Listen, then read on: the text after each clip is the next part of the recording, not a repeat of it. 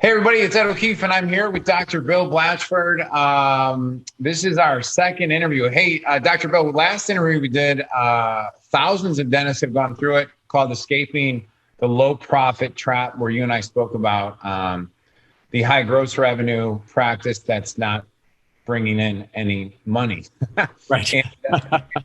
And this is almost kind of part two of the escaping the low profit trap, because it kind of segues into like one of the big symptoms or issues that a lot of offices face, which is the kind of myth that you have to be signed up with as many insurance companies or rely on insurance companies to send you patients. And it's almost like they get stuck in what's called the insurance trap in a lot of ways.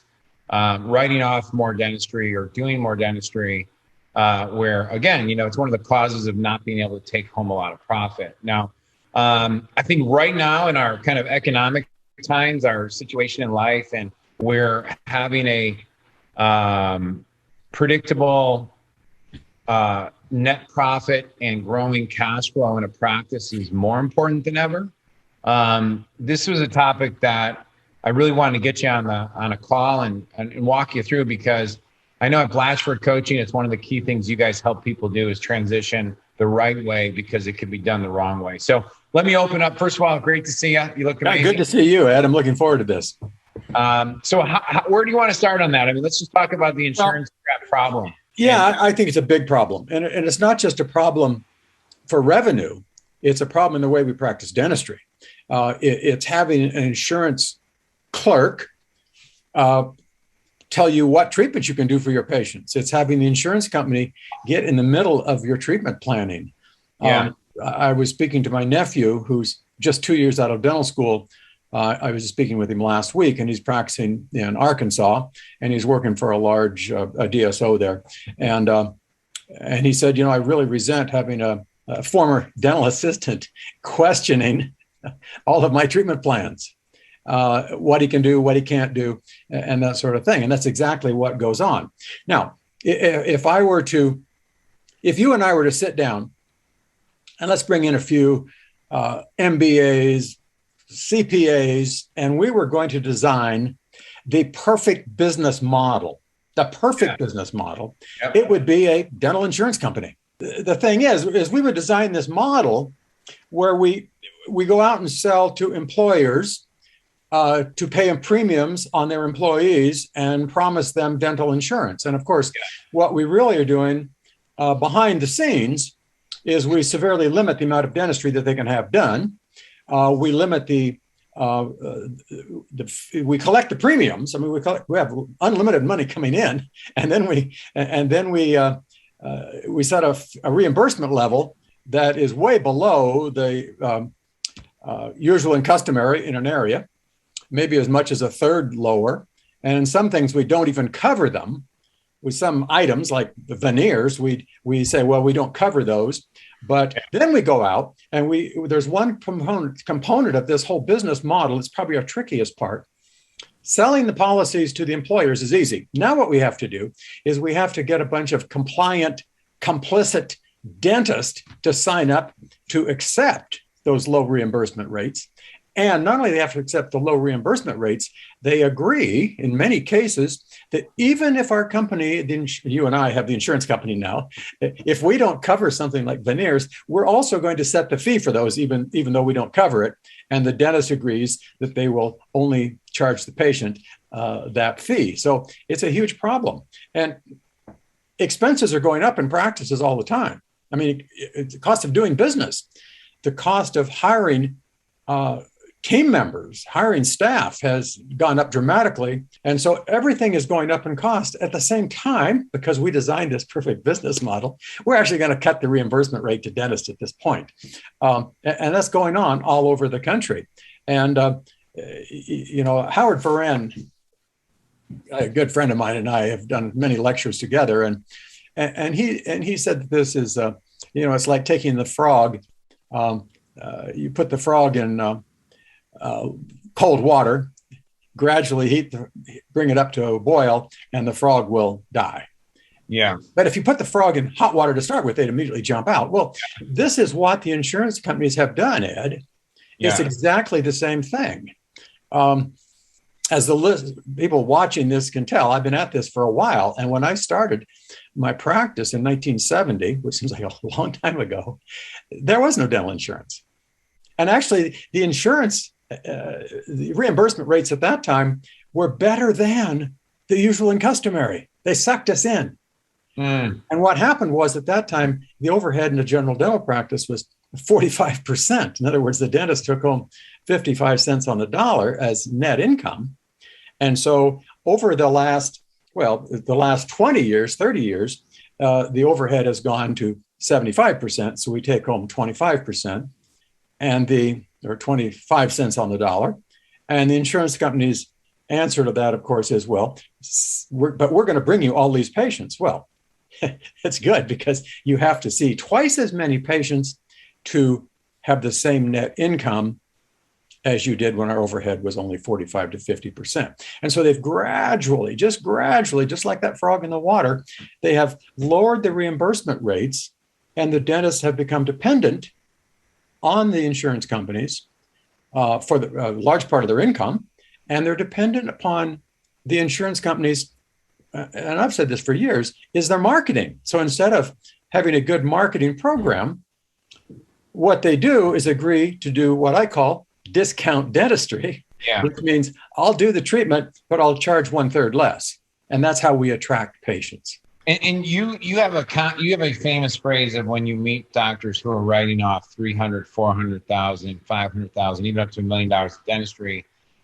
I think the phrase is like you say, "Oh wow, you have a really good marketing budget there." Well, that's exactly what I've said. I mean, that is, I'll ask them how much they spend on marketing, and they say, "Oh, I don't spend much at all on marketing." I say, "Well, according to your numbers, you're spending roughly 30% of your income on marketing," and they look at me puzzled, and they think, "Well, what are you talking about?" And I said, "Well, look," and the recent one that Duke and I ran into was a prospect who's, if he usual and customary fees, he's doing roughly $3 million, which is a good sized practice for a solo practitioner. And yet he's writing off, he's actually only collecting $2 million because it's all PPO, HMO type insurance plans.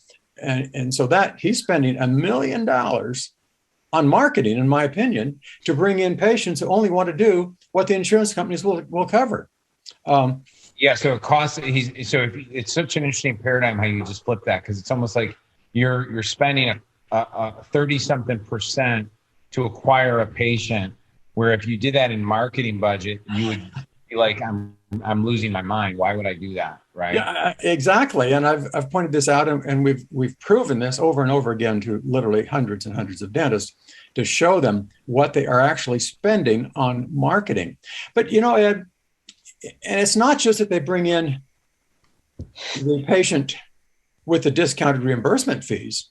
They bring in the patient, and then the doctor and the team get into this insurance mentality that we can only present treatment that will be covered by the insurance company. And so, and of course, the patient does my insurance cover it? Well, that is a great question, and I think the question is, we need to answer that with is how important is that to you? I mean, that's the issue. The insurance, and by the way, the maximum amount insurance companies cover has continued to be the same for close to 40 years. It was when dental insurance first came to where I was practicing, the maximum was $1,000 a year. Understand, crowns were barely over 100 at that time. Wow. And so we could do a fair amount of dentistry for a patient, and now the insurance companies have raised that by, some of them are up to $1,500 a year, but a crown is $1,500. So they have reduced that reimbursement rate. So again, like I say, perfect business model. And so, and the dentists have bought into it. And I think the important thing here is that it takes a complicit dentist to make this model work. And it seems to be no problem to get. Well, I want to get into like how you and your coaches and Christina Dr. Brad and the team like help transition your coaching clients safely to being a more healthier practice that's not so reliant on that. I just want to pause though for a quick moment and go a little deeper on. First of all, I think it's really great for you to share historically, like why this problem got worse and is getting worse. And so that for any of our dentists listening who are like, feel a little like it's not, in some ways, it's not your fault because it's the trap. It's designed to trap you into it. And then second of all, it's also creates a lens in which your team and your whole structure of your practice gets built upon, that if you pull that lens back, you'll notice that it kind of goes to our other interview actually, where there's so much hidden profit and more opportunity in a less stress, healthier practice, less workday model, which I think we can cover. But I just wanted to kind of open that up briefly to, it's not like you're not a bad person if you got stuck in this. It's really just a different way of looking at the world. Yes, and I don't blame anybody. I mean, they make it real attractive. They make it real attractive, and there are a number of consultants, colleagues of mine, who actually encourage dentists to join as many PPOs as possible. There are bankers who loan money to dentists and recommend that they join as many PPOs, explaining that all the major employers in this area belong to a certain PPO, and the doctors who are successful are all doing that. Well, and that's all true. So it can be done. But I think it starts with, and we've helped a lot of dentists get out of this insurance trap, but it starts with a dentist who wants to get out of the insurance trap. Yeah. And so we don't take all of our clients and automatically say, you have to get out of insurance. I mean, that doesn't matter to us. Our job is to get what they want. But after working with several thousand dentists, I've found that in general terms, dentists want to provide ideal care for their patients. Now, I define ideal care as what we would do for our own family. No more, no less. And they want to be able to work in a rewarding fashion. I mean, emotionally rewarding and also financially rewarding. Yeah. And they don't want to, and of course, we teach at Blatchford, we teach life-work balance as opposed to work-life balance. In other words, we think life is first and we work to support it, not we work and then life is what's left over. That's not what we do. So that means working probably less days. It may be seeing less patients per day and yet doing more comprehensive care for patients. And that's what we find. And so how do you do that? Well, yeah, because one of the stories is that your daughter, Christina, when she took over a practice, had, I think, 16 PPOs. Yes. And you got her down to 2, but when you evaluated them, they were profitable for her to continue with or something like that, correct? Yes, that's correct. Yeah, so walk us through that. Like, where's the hierarchy and prioritization of questions on that? So the practice that she purchased, just give you a little history on that, had been flatlined by the previous owner for 5 years.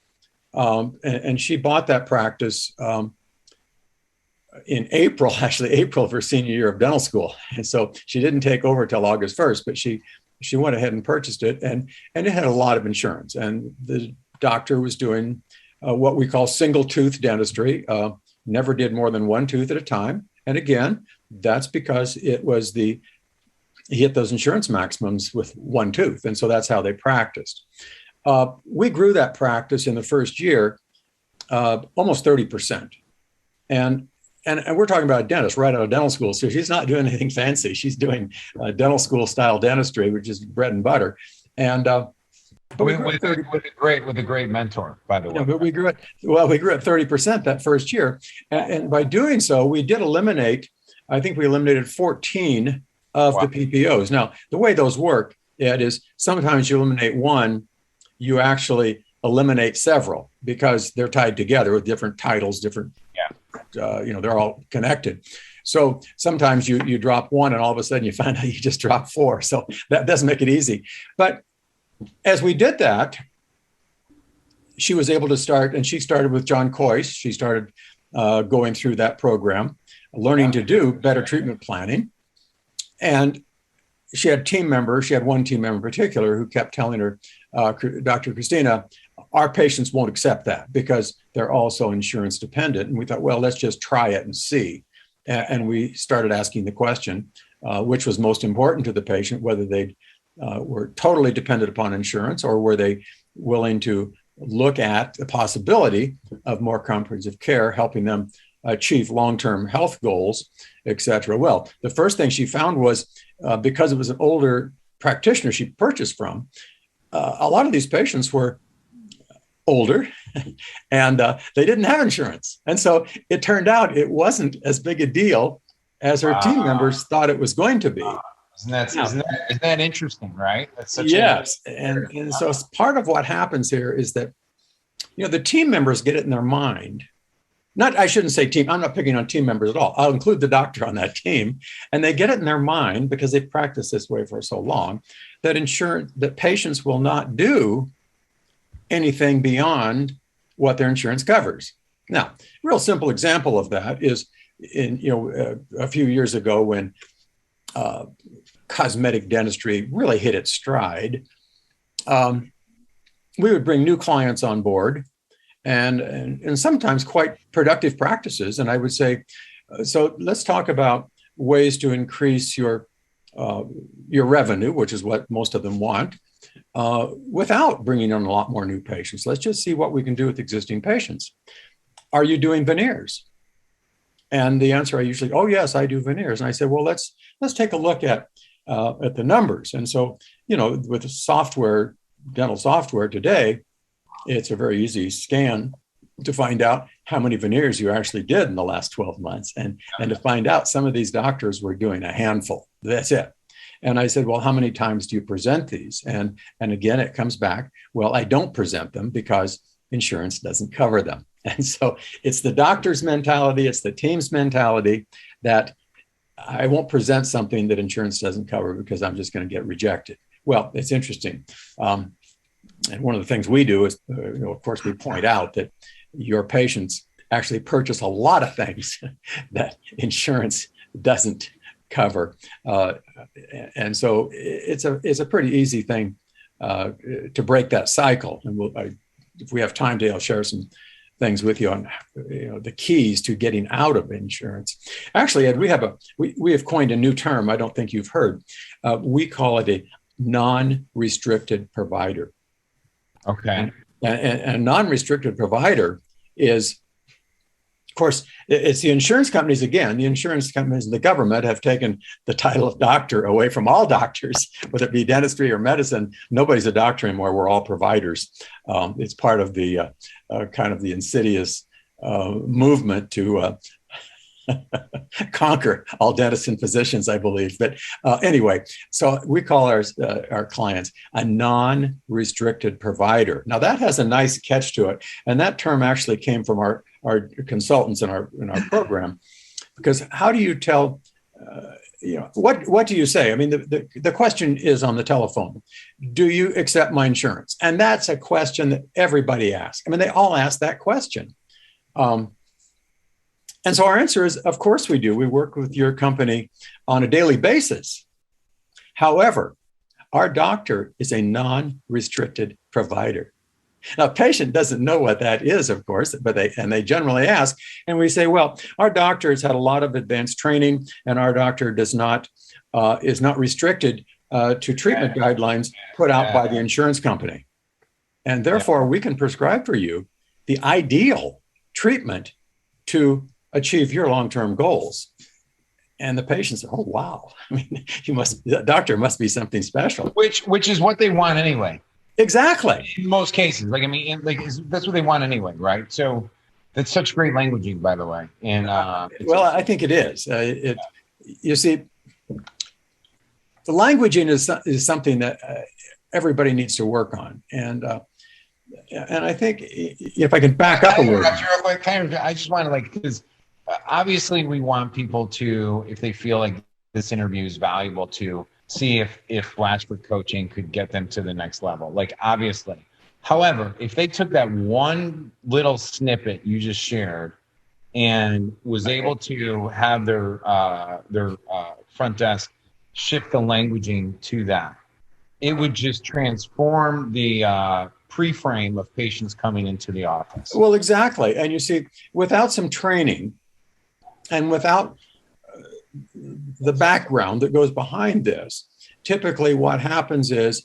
the doctor decides to what they call drop all insurance. And that's a bad word right there. So we don't drop insurance. We change our relationship with the insurance company. We don't drop insurance. I mean, but the call comes in and listen, this goes back even before that initial phone call. It goes back to, I believe, the vision that the doctor has put forward for their practice. And, there are 4 questions that we have the doctor answer, and it's who are we? What do we do? For whom do we do it? And why do we do it? And when you have answers to those questions, like we're the best dental office in the area, or whatever you want to say, we're a team of dedicated professionals, all that sort of thing that we say in vision statements. What do? We provide our patients an opportunity for comprehensive ideal treatment. And for whom do we do it? And this is a key: for those patients who appreciate the level of quality that we provide. Because I will tell you, there are, and this all the dentists listening to this know, and I recognize this, there are patients out there who only want to do what their insurance company covers. And that's okay. I mean, it's perfectly okay. And we're okay with that. It's just that we recognize that. And so when you accept the fact that we want to treat those people who appreciate the level of care that we provide, that does eliminate some patients. It's okay. You can't treat everybody anyway. So it goes back to that. Yeah, that's actually great. It's great for your team to have. It goes back to that vision.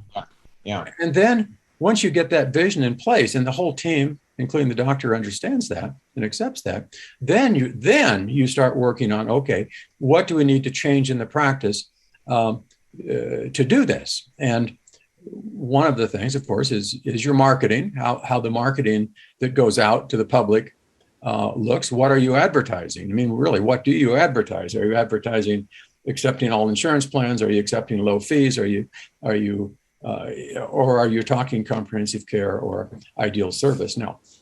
Dentistry has to get rid of the medical model, and we've got to step up the level of customer care.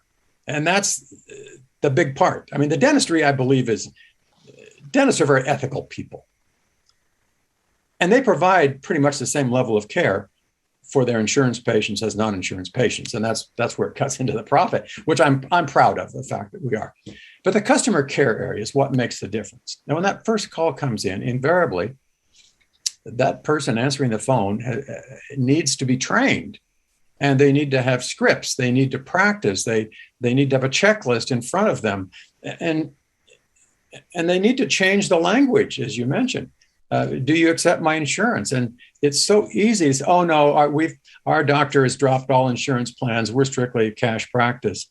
And it's usually, thank you very much, goodbye. Yeah. That whole thing can be turned around with some very simple scripting that, of course, we accept. We work with your insurance company on a daily basis, and we'll do everything we can to maximize your returns on your insurance company. However, our doctor has taken a lot of CE, a lot of continuing education, and is actually what is termed a non-restricted provider. In other words, he's not restricted by the guidelines of the insurance company for minimum treatment. I mean, our clients all take a lot of time off because they're seeing those patients that are more appreciative of the quality of care they're receiving than they are whether or not their insurance pays for it. So that's a difference. But there are different metrics that we use in business that, and by the way, we all use different metrics. And one of the metrics that I see, I use the word facetiously because it's how busy am I? And there are a lot of dentists who equate busyness with success. How busy am I? And I remember when I first started my practice, I was pretty much in the same mode, I guess. You started practice from scratch. probably the first day that you have 8 hours of treatment to do, you feel successful. And I remember talking to an early mentor of mine. His name was Charlie Stewart, and he really helped me immensely. And I was telling him how busy I was. And he says, well, tell me what you got done today. What did you accomplish? Not how busy you were. And Ed, we've helped doctors change that relationship with insurance companies. And as Christina says, often she gets a call and said, I had to talk the doctor off the ledge today because he's not busy. He had a hole in his schedule. And yet his team says, doctor, but look at their collections. Look at the collections. Look at what we actually got accomplished. And so busyness is one thing. Results are something else. And I tend to measure results, that is in dollars, as opposed to how busy I am. I love it. And actually, our most successful clients, here's a metric you might want to think about, is that one night on a phone call, we call them our Big Docs Club. So we keep raising the amount, but at that time, the Big Docs, you had to be doing 1.6 by yourself in collections, not in production, but in collections. And these doctors go all the way up. We have solo practitioners doing basically between 3 and 4 million by themselves, no associate, with taking pretty much a week off every month, et cetera, working a 3 or a 4 day work week. And one night I was on that call and I said, one of the things I like to look at, and I was a pretty productive producer myself in the mid 80s. I broke $1 million when crowns were, under $300. So that's at least a $3 million practice for a solo practitioner in today's. Yeah. And yet I could see the rumor in town, among other dentists, was, and I loved it, Blatchford's not very busy because he can get new people in tomorrow. And I could. I mean, it was good scheduling with good scheduling. So I threw the question out there to this group of doctors on this phone call. And I said, so if I called today and said, I'm interested in some, and I used veneers as an example, when could you see me? What's interesting, the most productive, that is the highest collecting doctors on the phone call said, I'd probably get you in tomorrow afternoon. I'd probably see you tomorrow. And the lower producing doctors that I see, not in our Big Docs group, but I see doctors, doing in that, our floor is generally around that floor. That is the lowest producing practices we take in our program are doing about 600 a year. And generally those doctors are booked out sometimes a couple months.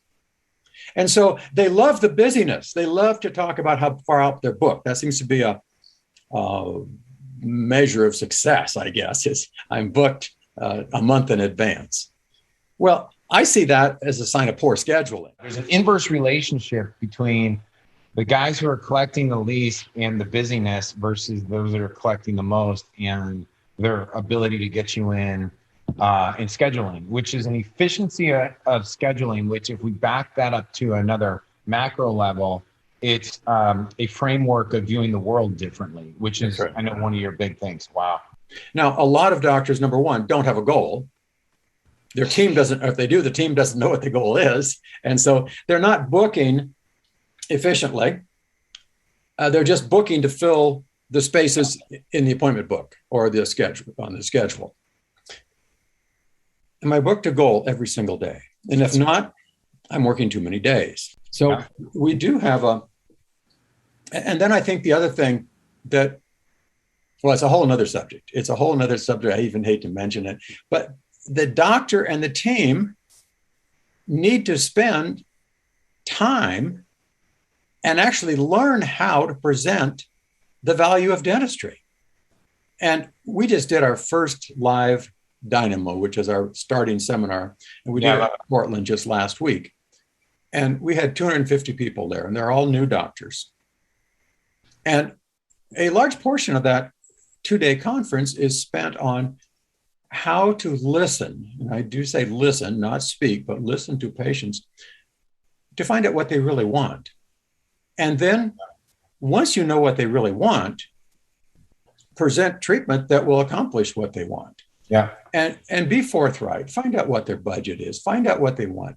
And And so that's a whole nother skill that has to be developed if you are going to operate a practice in a non-restricted manner, because up until now, you've presented treatment that's covered by insurance. And when I used to lecture all the time, not to our clients, but in dental meetings and that sort of thing, I would say if there was a sale at a Nordstrom across the street, Nordstrom sells men, women, and children's clothing, nice quality. They're known for their service. But if Nordstrom had a sale that on one particular rack, one particular department, all you have to do is come in twice a year. Anything on the rack is free. There's another department where it's 50% off. There's a limit, but it's 50% off. And another department, it's 70% off, again, with a limit. How good would you have to be at sales to be successful as a sales associate in a situation like that? And of course, somebody invariably says, well, there'd be a giant sucking sound at the back of the room. We'd all be over there at that sale. And I say, well, that's exactly what you have in a dental practice that's heavily dependent on insurance. They come in twice a year for 2 hygiene visits, absolutely free. And so the case acceptance is quite high. And then our restorative part, it's 70% off. Patient pays 30%. And for Crown and Bridge restorative, they only pay 50%. So how good do you have to be to sell products and services that are discounted that much? And the answer is you don't have to be good at it at all. I mean, just get out of the way. But to sell something, and I use the word sell, and I know this probably turns off a few dentists, but we've got a discretionary product. It's a wonderful product, but we have to learn how to communicate the value of that product to the patient so they will spend that discretionary money on dentistry as opposed to other discretionary products. And that has been my message. That's been my message for 40 years. We compete with travel, we compete with sporting goods, boats, cars, remodels, everything else out there in the discretionary world. And dentistry is beyond the relief of acute pain and acute infection. It's totally discretionary. We got to wrap this up. So do you have any last 1 minute? Yeah, I'll give you 1 minute. I would just like to see doctors who are listening to this really take a look at their life and then how their practice supports that life. And if you want to be dictated how to practice by an insurance company, keep right in doing what you're doing. But if you're interested in getting out of that trap, give us a call. We can help you, because you don't have to practice under the guidelines of these insurance companies who have set up the perfect business model. Collect as much as you can and mark denied on every claim that's sent in. And so it's awesome. The perfect business model. Thank you. Fantastic. So, hey, if you're watching this or listening to this on a podcast, I mean, very, very simply, you can go to blatchford.com/ultimate, and you'll get a page where I have this interview as well as the ultimate insurance questions that the Blatchford coaches have to kind of analyze your practice to see where the opportunities lie. Also, if you're seeing this on the website, there'll be a link that if you want to schedule a call with one of our doctor coaches to see how they can help you. Zero pressure, zero risk on your part, and you can only get upside benefit. We really want to make sure that we can help you. And the doctors, I mean, that's the main goal is can we get you results quickly? Other than that, Dr. Bill, thanks a ton. You've been a blast as always. And for everybody listening, thanks for your time. And we will talk very, very soon. Thanks, everyone. Thanks, Ed.